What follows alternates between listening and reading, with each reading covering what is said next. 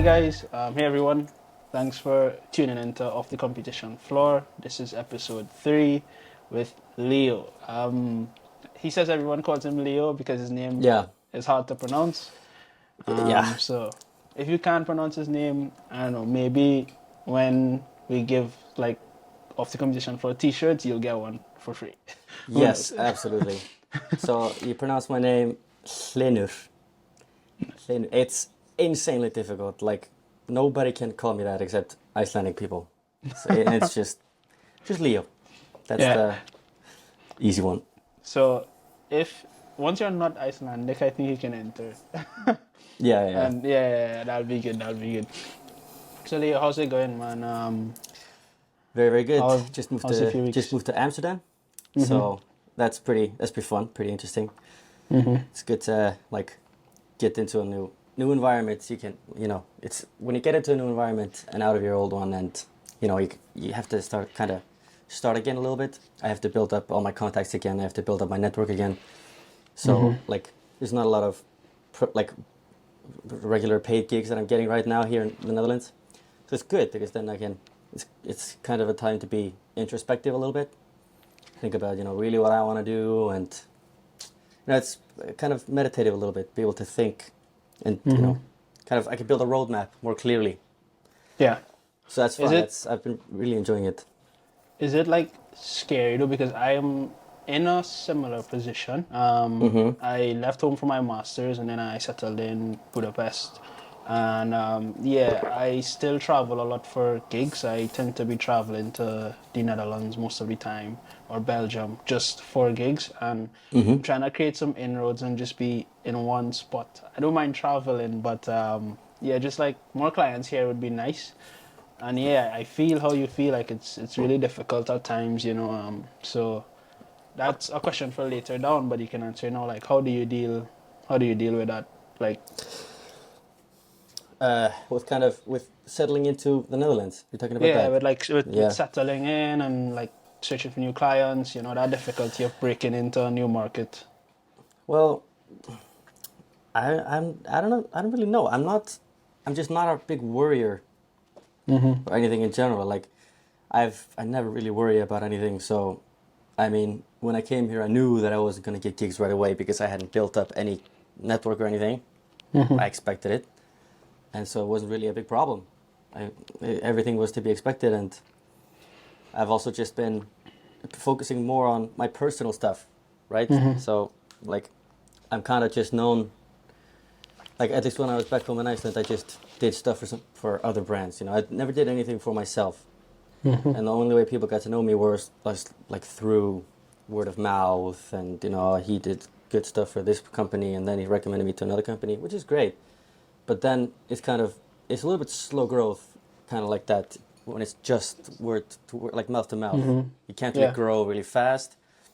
So, and also just in Iceland, that market is very small. So it's good to. So after coming here, I kind of try to focus more on my own content, and I'm trying Mm-hmm. to focus more on becoming a brand myself. So I'm just came back from recording some reels, and I'm trying to start doing some more personal short form stuff. So yeah, I think that's how I do it. Just focus more on myself and try Mm-hmm. to build up my own brand. I'm kind of looking at this time as an opportunity to settling in, being in another country, not knowing anybody. I'm looking at that as an opportunity to focus more on myself, you know, both Mm-hmm. professionally and just personally. Taking more time with my girlfriend, going out to eat, and that's all very fun. Nice. Nice. Cool, cool. I actually will be in Amsterdam for a competition in a few weeks, so maybe we can Oh, cross some paths, nice. hang out. Yeah, of Yeah, it'll course. be cool. What It'll be cool. competition? It's called the Beach Throwdown. Um, yeah, there's many. Like if you search Beach Throwdown, you might mix it up because there's another version of it. And but yeah, it's Beach Throwdown in July, so it's like 2 3 weeks if I'm not mistaken. Nice. Yeah, yeah, And yeah. are you working for the beach throwdown or for somebody in competing or? No, I work for them. I do Oh, the nice, videography and the after movie for them. Yeah, so nice. yeah, it tends to be a fun one. Mm-hmm. So yeah, I'll try to find some time in between we can Is meet it up. on the beach?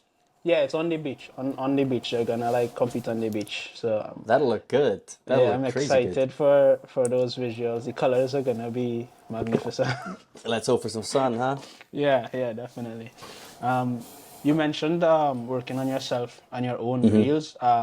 Speaking of what I saw you posted one like just recently, the manual photos Yeah, reel. Yeah, yeah, yeah. yeah, And I think that was pretty dope because when you like start photography, you tend to hear people say, "Oh, you need to shoot manual." All the pros do manual, and yeah, it's yeah, good yeah. that people like pros are now telling people like, "Hey, listen, this is not the only way to do things." Yeah, Um, exactly. That's what yeah. I've kind of been thinking about a lot recently because, like, I've, of course, like everybody that's probably listening to this podcast right now, like when they scroll through the reels, it's all just kind of photography content, and it's either just vibes, and I feel like most of the kind of what's it called, kind of like educational content or informational content, it's all just some guy at a desk.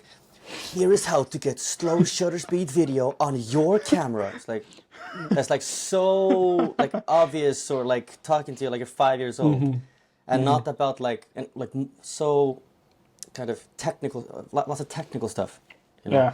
And I really want to be more kind of thinking about the overall kind of thought process. I want to do a little bit like that, but I want to do it a little more cinematically, a little bit more like with more fun visuals, and also just talk more about the general like thought process behind, photography. Like I don't want to talk about specific settings or Lightroom tutorials because everybody can anybody can do that. And also there's no right way to do that. Yeah. And that's Yeah. kind of what I want to talk about. There's no right way to do anything. Like, and I want to kind of talk about like the misconceptions and stuff about photography. Just like, the manual thing. Like I said, I thought you always had to shoot manual. And I kind of, when I started to shoot an aperture priority, I felt like kind of ashamed because I wasn't a real photographer. And bro, it doesn't matter, It bro. doesn't It matter. does not matter at all. And I Yeah. just actually came home from recording another one, and I'm talking about like there's no such thing as best equipment because Yeah. I suffer a lot from like gear acquisition syndrome, you know, like badly a little bit. I have a light here, I have a light there, I have some stands and a light there, and I have some more lights up there, and then I have a cabinet full of stuff, you know.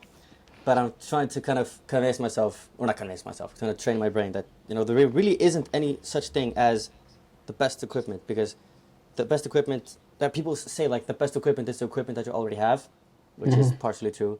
But I think the best equipment is the equipment that gets your job done in the best way possible.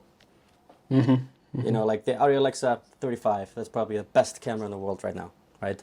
Nobody can really argue that. Best dynamic range and the best image and like, oh, it's beautiful. But if you're a vlogger, it's a crap camera. It's an You don't need awful it. camera. It's an awful camera. No autofocus, way too heavy. Battery ends like 40 minutes. Awful. So I'm trying to. So that's also what I kind of want to. It's kind of opening up about, the real, like the The thought real process behind aspects photography. of it. Yeah, Yeah. Yeah. Yeah. yeah, and like also stop kind of gatekeeping, techniques or thought processes or because I think that's a lot of it's a lot of that in the photography community, like gatekeeping the important kind of big stuff. I actually like with gatekeeping. I actually saw something. I don't know where I don't know if I saw it on TikTok or Twitter or something, but it was like lots are like selling lots are like a scam, Yeah, and I kind of was like, I get it, but then I was looking at it from a videography standpoint because I do more videography now because I do photography as well, but I'm heavy on video now, and I was like, is it? And then I was like, yeah, like if you think of it in photography only, you can, if you sit down with enough time, you can get the results you want to look just like the yeah, picture. And if you just like pay for something, it's kind of just like for someone to make some extra money because your yeah, settings yeah. aren't the same. It's all these aspects of it, Yeah, and exactly. people, It's yeah. like exactly settings aren't the same. Nothing is like identical. So like their results is not your results. So I think it's a So little bit of a scam. Yeah. I think we jumped straight into it, but the questions are now mixed up. But Go for it. It's all right. yeah, yeah. When did you like start photography? Like when did you begin? How was the journey of taking up a camera and saying, yeah, I'm gonna do this from now on? Well, so kind of, I have a very kind of obsessive personality, right? I'm very obsessive. Like, I'm very picky on what I like, whether it's like food or movies or TV shows or something. But I'm also, if I find something that I really like, I get like very obsessed with it. So, and I remember I was like 12 years old. My mom bought her first camera, and it was like the Nikon D something. It was the first DSLR that was able to do both photos and videos. And I was at the good age of starting to like technology and stuff, and I loved that camera. I basically she bought it, but I kind of You took it. It was yours. took it. Yeah, it was kind of mine. So I kind of again I liked it so much. I got super obsessed with it and just kept on doing it. Right. I managed to turn all of my projects in school into like short films or photography or something, and I took all the extra photography classes and the movie classes and whatever. And again, also at that time, I was really starting to like understand movies. I was like too old for like the cartoons and like the baby movies. I was starting to watch like real movies and understanding them and stuff. So like I got super obsessed with it. And yeah, that's kind of how it started. I got that, and then I like saved up some money, and I bought my first camera, the Canon 600D, the T3i, Yeah. like everybody else. And then it kind of just snowballed from there. I just started taking photos, photos at school for various clubs and stuff. And then like some of my friends did music. I did the music videos, and then other artists that weren't related to them asked me to do their music videos, and then it just snowballed. And then I was part of a production company, and now I just do this professionally and make my living off of it, and it's super fun. Nice. And what was the first, outside of the production company or before the production company, what was like your first major gig, like your first big brand to work with? First, if you remember. There aren't really, like in Iceland at the time, like it was before like social media kind of really, like before brands started to do stuff for real on social media. It was more people, putting pictures in newspapers and in TV and stuff. I think I was like 17. It was probably 10 years ago. No, yeah, it was exactly 10 years ago. 2013. There was this one guy on Facebook who was like a comedian, like posted funny pictures on Facebook, and I kind of like commented on his stuff, and like some Icelandic guy, right? And we started talking a little bit, and he was like he was in a band, and he was making a huge music video, and I mentioned that I was into videography, and he invited me to come to the set and like shoot some stuff to see what our production looks like and stuff. It was really nice of him. And then it ended up kind of like the people behind the production were kind of big idiots, right? And me being 16 years old and super obsessive, I kind of studied everything beforehand on my own. So it always came up like, oh, the guy who's shooting is like the camera operator is late. I mean, can anybody operate an FX9? And I like. Yeah, I can. I know. Yeah, why not? I've watched so many reviews. I know this camera in and out. I've never touched it before, but I know. You're like, yeah, okay, you can do it. And then the guy was like, and it was always like that. The guy who was editing was an absolute idiot, and I volunteered to edit. And then I had to do some green screen as well. And the same guy was supposed to do the green screen, so I just learned how to do green screen, no problem. And that was kind of my first gig. I kind of came into it. I was supposed to be just observe the shoots, but I ended up shooting everything, edited everything, doing the animations, doing the just all of it. And that was fun, and I got paid by. They gave me my first hard drive, a 4 terabyte hard drive, which was huge at the time. Yeah, getting like a 4 or 5 terabyte hard drive did not come easy. Just a 1 terabyte then was kind of hard to get. Like your computer is filling up and you have to choose what to delete because you don't have money to just go out and purchase. Oh, nice. Yeah. And so being 16 years old, that was great. I was set for years with that 4 terabyte drive. And then in 3 months, when more gigs came, like, guys. So I like that you said yes to everything, which is something a lot of people don't understand. When I was starting back in 2016, I remember I said yes to all the gigs that came. There was not a gig like that said, like there were gigs starting 10 a.m., finishing 1 p.m. and one starting 1:30 or 2, and they were probably an hour apart, but I would be Yeah. there early on time. And like, you don't say no because you're now starting and people, they believe in you. And Yeah, you exactly. know, And people yeah. talk about like some people say that it's like paying your dues or something, but I don't really think about it like that. I think more of it as about like if you say yes to everything, you're building up your network so fast, and also if you're starting out, yeah, you might have an idea about what you like, but it's good to test out so many different things, right? So I've shot everything. I've done like conferences, and I've done commercials for TV or commercials for social media. I've done TV shows, like all this, big, small. And if I just say yes to everything, you kind of, first of all, you get to know better exactly what you want to do. Second of all, just that huge network that you have will always pay off. I might get I might have gotten like a huge a project that I'm so excited about from that for somebody that had been recommended by some guy that I made an awful project for. I could have made an awful project, and that that person or brand or something was like not nice, but they then recommended me to somebody who was fantastic. So like the bigger net you cast, the the faster you're gonna Yeah. grow, in my opinion. Yeah. Yeah, I agreed, agreed. I think a lot of people need to understand that when, like, you're starting, like, yeah, just go out and do it, and don't be afraid. Yeah. Just like Exactly. really, really, really. But I'm kind of going through that again now with me. Sorry, yeah, I didn't mean to interrupt you. I just wanted to say, like, I'm going through that again, like, because I'm posting all, like, I'm not a good social media guy, right?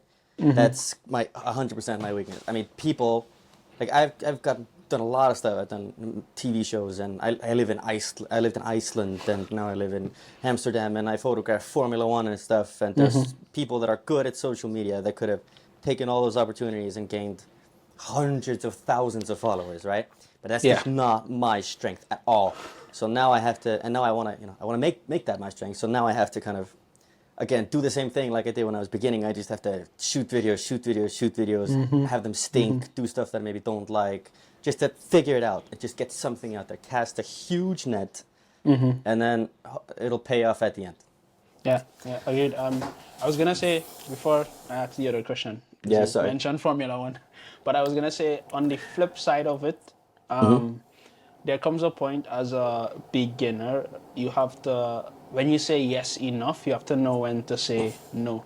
And there is a big difference when you're in a transition period, for example, how you're now in Amsterdam and I've been here in Budapest, where you have to kind of say yes again to all projects, but Yeah. you have to know like your boundaries as well, because people take advantage of you and your cost and all that you do, and like all these things are important, and you have to learn them along the way. I mean, Yeah, yeah, yeah. someone can teach you, but until you experience it, like I can say, hey, like just be sure to, put this client as this, or tell them if they want 10 million re-edits to put in this price, all these little things, but only when it happens in person, then you'll know how to Yeah, deal yeah, with it. exactly. Yeah, You just have to embrace the mistakes. I mean, yeah, it's inevitable that you're going to be taken advantage of and you're going to fuck up or yep, something's going to happen, but you just got to take it on the yeah, chest and learn from it. yeah. So, yeah, man, you said so much, and there's so many questions in that one Yeah, sentence go you for it. said, which is Ask good. me anything. But yeah, I agree. Like, not that your social media game is horrible, because I follow you and I see all your work, but I noticed your work through CrossFit via Nako, Yeah. Iceland, yeah. And I was like, oh man, this guy's content is dope. So I was like, why isn't he shooting more CrossFit? So I was like, wow, okay, he does overall sports videography Yeah, I like or that a lot. sports Yeah. photography. So I noticed, like, yeah, he's in sports. I like this because I like sports videography on the whole. CrossFit might be my niche, maybe it'll change, but sports on the whole, I love. So I was following your content, and then I'm a huge Formula One fan. So yeah, like I shot some photos of like a few of the drivers last year. That was epic. Can't wait for them to come back to Budapest. I'll do the same. But yeah, I saw you went to Azerbaijan and somewhere else. And Where? Barcelona. Yeah. And And then I'm going to Belgium as well. nice, nice, nice. Yeah. Epic, epic, epic. So for someone who wants to do F1 photography or do sports photography on the scale of not being in a niche, what would you say or recommend? Well, I think it's kind of hard to not be in a niche because, like, for example, you like sports in general, but through your network or through where you are, you're gonna fall. You fell kind of into that CrossFit niche. Like the more you do CrossFit, the bigger your connections there, are, and the more gigs you're gonna get. So you can snowball a little bit. So I think you just gotta have to embrace that, or just accept that you're gonna be a little bit in a niche, But I mean that's okay. But if you wanna do sports content and just be kind of, like do overall sports content, Yeah. you just gotta get to know people and do stuff for free. I'm not kidding. Like the sports kind of niche, or the sports kind of what's it called, market, is not as big as people think it is, and it's also lots just connections. When I went to, like, the only reason I got this Formula One gig is because I had a connection in Formula One. I made these connections. I sent out Nice. lots of emails until, like, somebody needed somebody, and that person recommended me.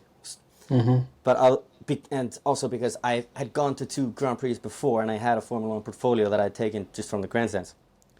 But otherwise, yeah, you just have to do it for free. If you want to be a football photographer, you have to build a portfolio, you have to get Yeah. connections, just talk to, I mean, like I did, at least because with the formula, if I talk about that specific kind of, take that as an example specifically, like I went to 2 Grand Prix just by myself, and I paid I just bought tickets and flew Yeah. out there by myself and a camera. And I also, like, I had sent 72 emails to all the teams, every single team. I just searched the internet for weeks for emails. I had like lots of extensions to find emails of people and stuff. And I sent 72 emails, and one guy answered. Like one guy from Alfa Romeo answered. So I've been in contact with them.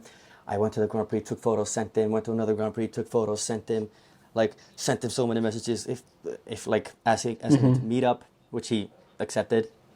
So it's gonna have to be like that. You're gonna have to put in a lot of effort to get just one opportunity. So if you want to do football photography, you have to talk to clubs, small, big, whatever. Just talk to all of them. Somebody will let you in. And same with CrossFit. If you want to do CrossFit things, you just have to talk to all of the athletes and sponsors and stuff, and you just Yeah. eventually you'll get something. You just have to get that one in. If you get one in, it'll kind of open up, swing Yeah. open. Yeah. So you just gotta keep at it. Just try hard. Yeah, I think I agree. I mean, I really, really wanted to go to Berlin CrossFit semifinals this year. Yeah. I sent emails and emails and emails. I wanted to purchase a ticket myself and just go, but Yep. there was this like thing with media passes and the lens restrictions and stuff. So I was like, okay, Yeah. I'm not gonna like stress, and then maybe I show up and then I can't go in with my equipment. That'll suck. So I just kind of took a back seat, Yeah. it weighed down on my shoulders that weekend. But yeah, you have to always show up. I mean, You have to show up. Yeah. yeah, That's the way to put it. You just have to show up. That's a good way to put it. And it's also a lot of luck. Like, most of the opportunities that I've gotten is because I asked somebody for them. But it's always that I sent at the right time. Like, I have no idea what the right time is, but it's just lucky that I sent an email to a person who exactly at that right time was looking for somebody. yeah, So it's like, there is a big element of luck there as well. So it's just like, you just gotta keep sending. Just gotta keep sending, keep casting on it, and one day you're gonna get something. yeah. Besides from that, like for those listening, in terms of besides sending out emails, it doesn't just work sending. Like you have to Yeah. film content because you mentioned you Oh went yeah, to yeah, two. yeah. Yeah, you go to 2 Grand Prix and you shoot, but like you have to, like 2 Grand Prix might be lucky. Someone else might Yeah, have to I was spend. super lucky. Yeah. Yeah, someone else might have to like spend a lot of time, Uh-huh. filming a lot of stuff. And Yeah. for some people it takes 1, 2, some people it takes 10, 20, so you never know. Exactly. where you might land or fall in this whole thing. Sometimes it's luck and who you know, or it's not Yeah, always just talent. Yeah. most of the people that I got to know in F1, I talked to like lots of people because I'm also curious about how people got in, right? All of them, every single person that I talked to was like, oh, I did this for this person that knew this person, so I worked for them, and they knew that person, I did for them, and they knew a guy in Formula One, so that's why I'm here. So it's like they got there because of a connection. Yeah. Yeah. It was never ever just, oh, I applied and I got it. Never, Yeah. ever, No. No. ever, ever. Yeah. Yeah. Forget about It's it. No way. it's also never a 1 or 2 year process. I No. think it takes minimum like 3 years to Yeah. 5 for this kind of thing to work. Because like I've been applying for jobs. Like for me, throughout my bachelor's and my master's, I work. Yeah. Like because you want to build up the experience, and I think in this field of media in general, like having years on the table, practice and good work is an advantage. So while studying, I was working, and like throughout those years, like especially since last year, I've been applying for jobs just to have like a job to invest in equipment, get better, and I can count maybe like 150, 200 like applications only in like 1 or 2 months maybe that I've sent, and they're always like, your work is good, or you usually interview and then unfortunately. So Yeah. yeah, it takes a lot of time. Yeah. And like, there's a reason like, we say big break, right? It's never, oh, you do little stuff, little stuff, little stuff, little stuff. It's always the big break. Yeah. It's Yeah. always like nothing, nothing, nothing. A whole lot. Nothing, nothing, nothing. That's just how it is. You And just gotta embrace that. so in terms of shooting like on a big stage as Formula One, getting a media pass, being there, Yeah. have you ever feel like the pressure of being like having to create? Like how do you deal with that? No, I never feel pressure. It's because I never feel pressure, and with the exception of just before doing something new. Okay, let's talk, for example, Formula One, right? I felt like lots of pressure. I was so stressed. I had to before Azerbaijan, right?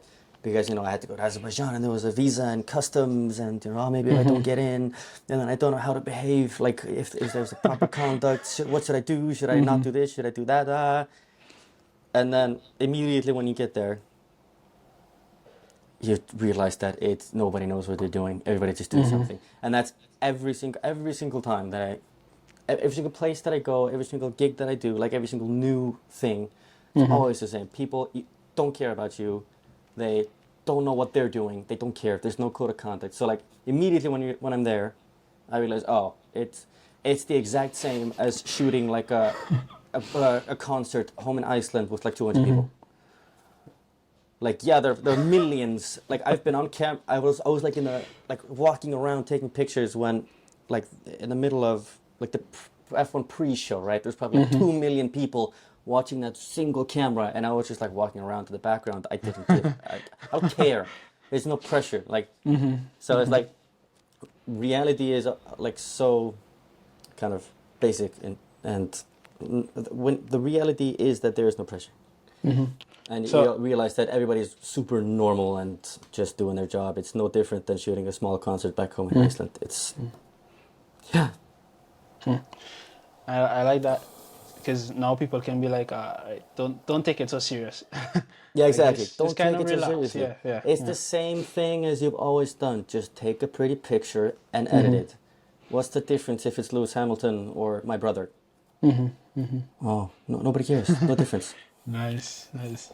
So, what would you say to like your younger self or someone who is like now, like they're just about to start, they're gonna like do this journey? Obviously, it's no pressure, it's not as serious, but like something like someone they can hold on to and like take it throughout. Oh yeah, I still say this to myself, especially now when I'm exactly starting out doing more kind of personal content.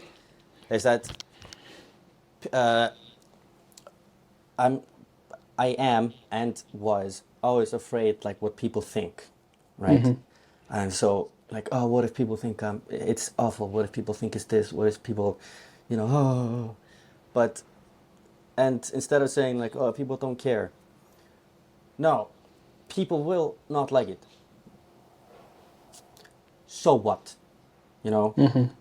People will not like a lot of things, So I just kind of embrace that people won't like it, and I just do it. No matter what you do, some people are not going to like it. Doesn't matter. Some people don't like me. Some people don't like you. Some people don't like my girlfriend. That's just how it is. So I just kind of embrace that and power through it, because but those people who don't like whatever it is I'm doing, they're never the vocal ones, right? Yeah. I have never gotten anything except like, positive reinforcement. So when I do something, I always kind of hold back from doing something because I'm worried that people won't like it. And then I manage to tell myself that, okay, people won't like it. Okay, fuck it. I know people won't like it, but I'm still going to do it. And then when I do it, I get so much positive reinforced, like positive feedback from everyone. People I know, people I don't know, and that's great. So like, yeah, it might be strange, like to say it like this, but this is kind of how my mind works. No, that's good. Yeah, like it's always the uncertainty that kind of fucks with me. Like, maybe people won't like it. It's the maybe part. If I know that people won't like it, then it's easier for me. Because I've accepted it and I can just do it. Like that. It's kind of like it's kind of like when I hate dentists, right? But I think to myself, I know this is gonna hurt. Or I know this is going to be extremely uncomfortable. And then I can do it. Then it's way easier for me.